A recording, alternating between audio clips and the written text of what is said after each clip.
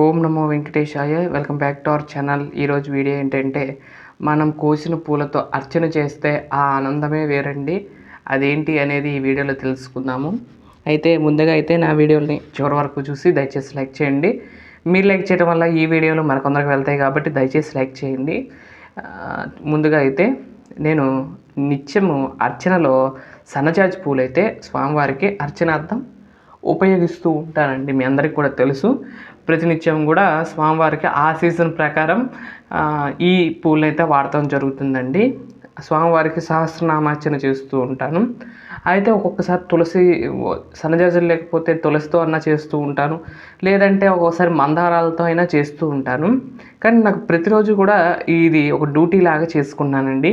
కరెక్ట్గా ఒక 10 నిమిషాలు స్వామివారి పూల కోసమని కేటాయిస్తారు ప్రతిరోజు కూడా సాయంత్రము. ఈ విధంగా పూలన్నీ కూడా కోసుకుని వాటిని స్టోర్ చేసుకుని, మందారాలు కూడా ముందే కోసుకుంటానండి. మళ్ళీ ఎందుకంటే చెట్టుకు ఉంచేస్తే మొగ్గలు తినేస్తున్నాయి అని చెప్పి నేను అలానే అట్టి పెట్టేస్తాం జరుగుతుందండి. అవి కూడా కోసుకుని అవి కూడా స్టోర్ చేసి పెడతానండి. ఉదయానికి అవి కూడా అవుతాయి. ఇదివరకు అయితే స్వామివారికి సన్నజాజి పూలు ఏం చేసేవాడిని అంటే మాల కట్టేవాడిని, తులసి దళాలు అచ్చరగా వాడేవాడిని.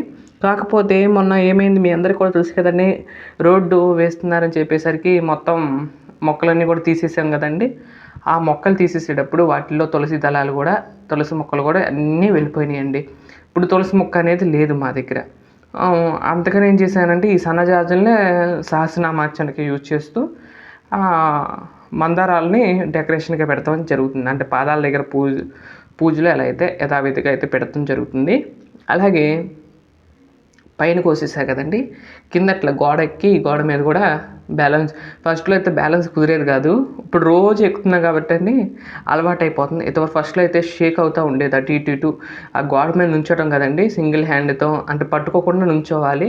ఫస్ట్లో అంత అలవాటు లేదు. ఇప్పుడు మాత్రం చక్కగా అలవాటు అయిపోయి చక్కగా నుంచుని కోసుకోగలుగుతున్నాను. ఈ విధంగా నామాలకు వస్తున్నాయి. ప్రస్తుతానికైతే పూలైతే సన్నజాజి పూలైతే అర్చనకు వస్తున్నాయండి. తర్వాత కొంచెం ఈ సీజన్ అయిపోగానే గన్నేరు పూలైతే అందుకుంటాయి. అప్పుడు గన్నేరు పూలతో కూడా స్వామికి అర్చన చేసుకోవచ్చులే అనుకుంటున్నాను. అంటే ఈ సీజన్ బట్టి అండి, ఒక్కొక్క సీజన్లో ఇవి అవి అలా వాడుతూ ఉంటాను. ఈ విధంగా పూలన్నీ కూడా కోయటం జరిగిందండి.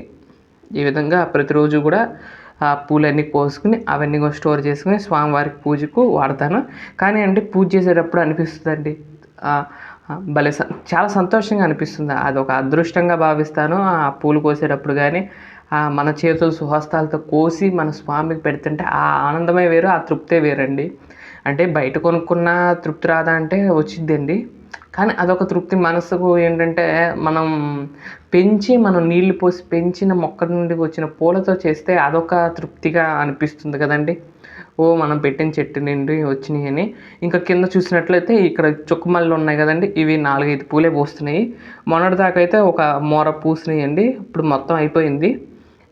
తర్వాత ఏమో ఆ తెల్ల పూలు కూడా ఉన్నాయి. కానీ తెల్ల పూలు ఎప్పుడైనా ఈ మందారాలు కూడా లేవు అనుకున్నప్పుడు అవి వాడదాంలే అని చెప్పి అవి కొయ్యట్లేదు. అవి కూడా ఉన్నాయి. కాకపోతే ఆ తర్వాత ఎర్ర మందారాలు బిస్కెట్ కలర్ ఉంటాయి చూడండి, అవి కూడా ఉన్నాయి. అవి కూడా కోసి స్టోర్ చేస్తూ ఉంటాను. అంటే ముందు రోజే ఎందుకు అంటే పొద్దున్నే కోసుకోవచ్చుగా అనుకోవచ్చు. పొద్దున ఏంటంటే అవి ఉడతలు తినేస్తూ ఉంటాయండి. మాకు ఇటు సైడ్ ఏంటంటే ఉడతలన్నీ కూడా తినేస్తూ ఉంటాయండి ముందు. అందుకని మందార పూలు ఉడతనే కాదు, ఉడత కానీ లేదంటే పురుగులు కానీ అలాంటివి వచ్చి తినేస్తున్నాయి. మొగ్గ అనేది వేస్ట్ అయిపోతుంది. అందుకనే నేను ముందు రోజే మొగ్గగా ఉన్నప్పుడే కోసేస్తున్నాను.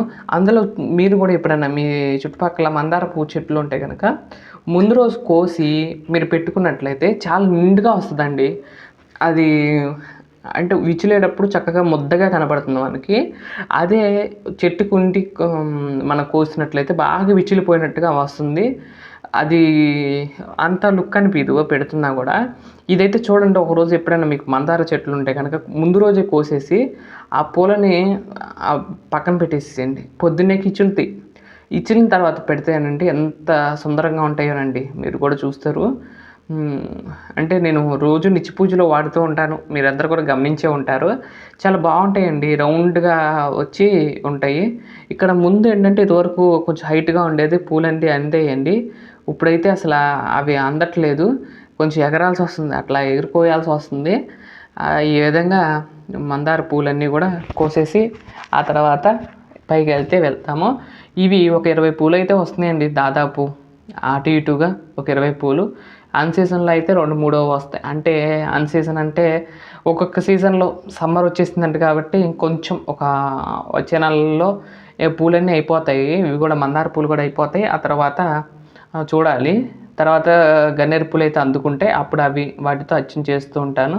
ఈ విధంగా అన్నీ తీసుకొచ్చి ఇలా పళ్ళెంలో పోస్తానండి. ఇవి ఇచ్చలాలు కాబట్టి అవి వేరుగా పెడుతున్నాను. సన్నజాజులు మాత్రం ఎలా పెడితే ఉండవండి. పొద్దున్నేకి ఏం చేస్తానంటే ఆ బౌల్ ఉంది కదండి, ఆ బౌల్లోనే పెట్టేసేసి మూత పెట్టేసి ఫ్రిడ్జ్లో పెడతానండి. లేదు అలానే పెడితే కనుకండి విచ్చిలిపోతాయి, బాగా విచ్చిలిపోయి పొద్దున్నేకి బాగోవు. అంటే స్మెల్ వచ్చేసి బాగా ఇగా ఉంటాయి. అదే పొద్దున పెట్టామనుకోండి చక్కగా అర్చన అయిపోయి మధ్యాహ్నం వరకు కూడా చక్కగా నీట్గా ఉంటాయి. అందుకని ఆ విధంగా చేస్తున్నాను. ఇవన్నీ కూడా మందార పూలే, ఇన్ని వచ్చినాయండి.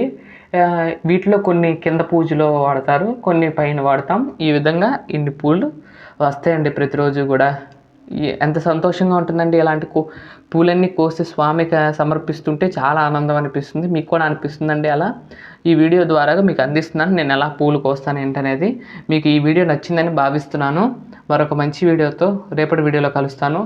అంతవరకు సెలవు, నమస్కారం. ఇదండి, ఇటు పెడతానండి. ఓం నమో వెంకటేశాయ.